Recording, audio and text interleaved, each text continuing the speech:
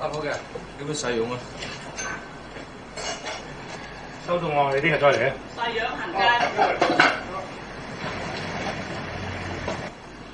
喂，又話收檔嘅，點解仲有外賣㗎？係啊，外賣部未收嘛。佢啲雲吞麵我拎走。啱啱賣晒咯喎。冇啊！500蚊一碗賣吧。好啦。